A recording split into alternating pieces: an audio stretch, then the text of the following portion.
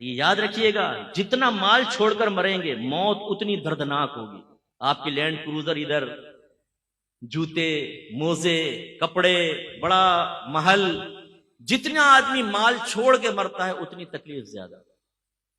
آپ کے پاس 40,000 کا موبائل ہے، کوئی سنیچ کر کے لے جائے تو دکھ ہوگا نا، لیکن 1 لاکھ کا ہو تو، اور اگر 5 لاکھ کا بریف کیس چھین کر بھاگ جائے تو، اور اگر آپ کی دکان میں 2 کروڑ کی ڈکیتی کر کے چلے جائیں تو، جتنا زیادہ مال چھنتا ہے اتنی اذیت اور تکلیف زیادہ ہوتی ہے، جو ابھی ہمیں نہیں پتہ چل رہی ہے، موت کے وقت ہوگی.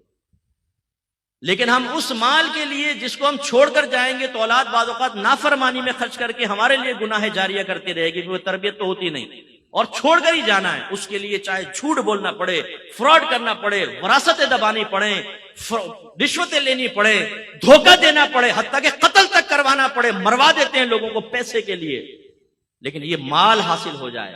جیسی موت کا جھٹکا آئے گا، گئے حضرت. سیٹھ جی کو فکر تھی 1-1 کے 10-10 کیجئے، موت آ پہنچی کہ صاحب جان واپس کیجئے. بنی اسرائیل کے ایک بہت سیٹ آدمی تھا، اس نے بڑا محل بنایا، بڑا مال جمع کیا، تخت کے اوپر پاؤں رکھ کر سوچنے لگا کہ اب تو میری 7 نسلیں بھی بیٹھ کے کھاتی رہے تو کمانے کی ضرورت، اتنا مال جمع کر لیا. اچانک محل کا دروازہ بجا. اس نے خادم سے کہا جا کر دیکھو کون جاہلانہ طریقے سے بجا رہا ہے. وہ گئے تو دیکھا پورے پھٹے پرانے حال میں فقیر کھڑا ہے. انہوں نے کہا کیا بات ہے؟ کہا اپنے مالک کو میرے پاس بلاؤ.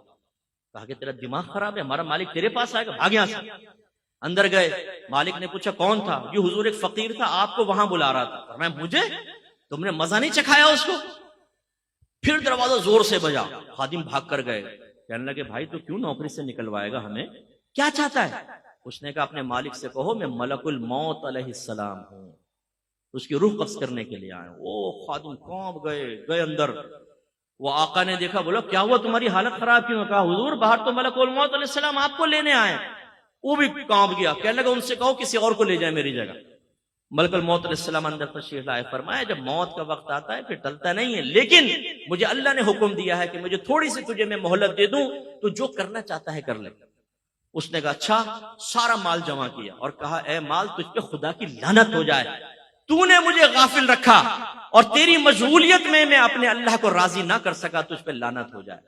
اس مال کو اللہ نے بولنے کی طاقت عطا فرمائی.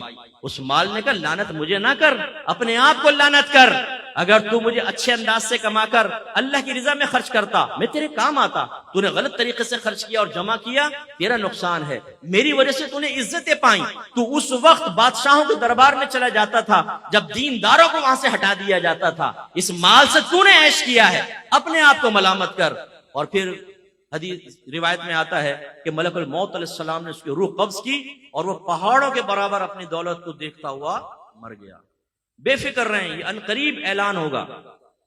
مفتی اکمل صاحب کا انتقال ہو گیا، فلاں کا انتقال سنتے ہیں نا ہم، آپ کا میرا بھی مسجد کے مائک پہ اعلان ہو رہا ہوگا. ہم نے کون سا ایسا آب حیات خضر علیہ السلام سے لے کر پی لیا کہ ہمیں موت نہیں آئے گی، محلے والے مر جائیں گے ہم بچیں گے؟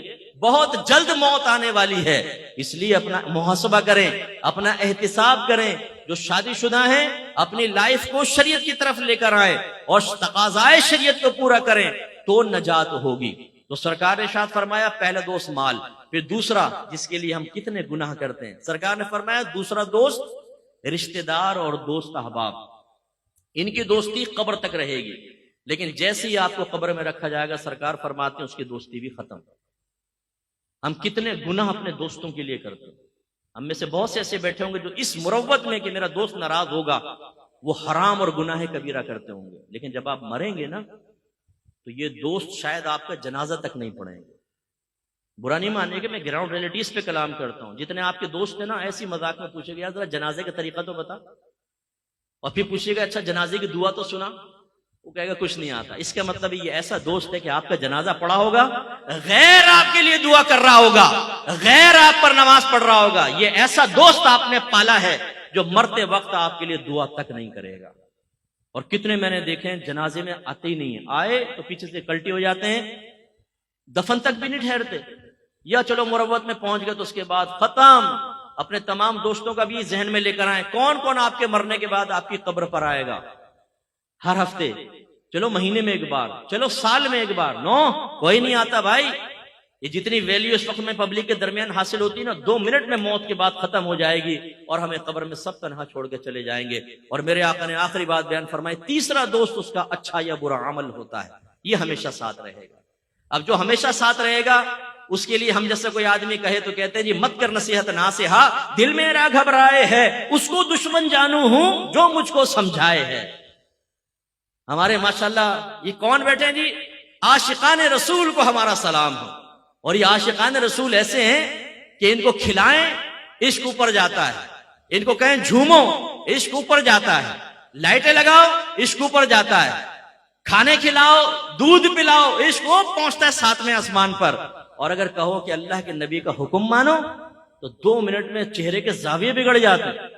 عاشق رسول غلام رسول ایک دم ایسا لگتا ہے کہ نبی کریم کے حکم کا دشمن ہے، نبی کریم کی سنتوں کو بہت سمجھنے والا ہے۔ بھائی یہ کیسا عشق رسول ہے، غلامی رسول میں موت بھی قبول ہے۔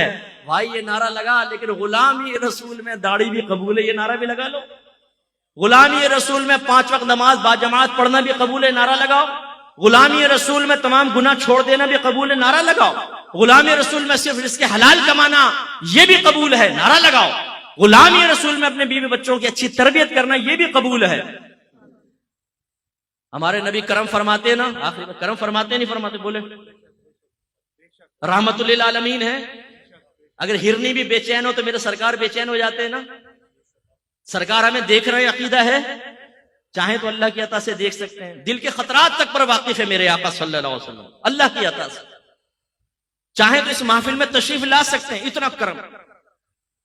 لیکن اس عاشق رسول سے اگر آپ یہ کہیں کہ تم ایسا کرو، اپنے گھر کا دروازہ بند کر کے بیوی بچوں کو کمرے میں بند کر دو اور سرکار سے فریاد کرو یا رسول اللہ کرم فرمائے آپ کا عاشق کمرے میں بند ہے، کمائے گا نہیں، آپ ہی کھانا دیں گے، سب کچھ رحمت للعالمین انشاءاللہ دیں گے آپ کو، یار مرنے کو ہی دیں گے۔ ذرا آزما کر دیکھیں اپنے عشق رسول کو، 2 منٹ میں امتحان نہ ہو جائے تو پتہ چلے ہمیں۔ ہم نے زبانی دعوے اور نعرے کر کے، نعرے لگا کر اپنے آپ کو بھی دھوکے میں مبتلا کیا ہوا ہے، اور اپنی آنے والی نسلوں کو یہ پیغام دے رہے ہیں کہ جس چیز سے نبیوں کی زندگی خالی ہے، صحابہ کی زندگی خالی ہے، اصحاب رسول کی زندگی خالی ہے، اولیاء کرام کی زندگی خالی ہے، وہ تم اختیار کرو۔ اور وہ کیا ہے؟ گناہ خوب کرو لیکن بس کہتے رہو غلامی رسول میں موت بھی قبول ہے، ہم رسول اللہ کے جنت رسول اللہ کی، بس سرکار کرم فرما دیں گے۔ بھائی سرکار ضرور کرم فرمائیں گے، میرے آقا کی رحمت بہت بڑی ہے، لیکن پورے قرآن کے احکام ایک طرف رکھ دیں، حدیث کے احکام ایک طرف رکھیں، اور صرف خالہ خامہ بس سرکار سے حسن ظن قائم کر کے آخرت کی تیاری نہ کریں، یہ کس نے سکھایا؟ تو پھر وہی میں نے آپ کو امتحان میں ڈالا ہے۔ جب آخرت کی تیاری کے سلسلے میں آپ کو نبی پر اتنا بھروسہ ہے میرے سرکار بخشوا لیں گے، تو پھر سرکار دنیا میں بھی آپ کو دینے پر قدرت رکھتے ہیں۔ چھوڑ دیجئے کاروبار، چھوڑ دیجئے نوکری، بند کر دیں سب، صدیق اکبر رضی اللہ تعالیٰ عنہ کی طرح سب اللہ کی راہ میں اڑا دیں اور ایک بند کمرے میں بیٹھے دیکھیں سرکار کرم فرمائیں گے۔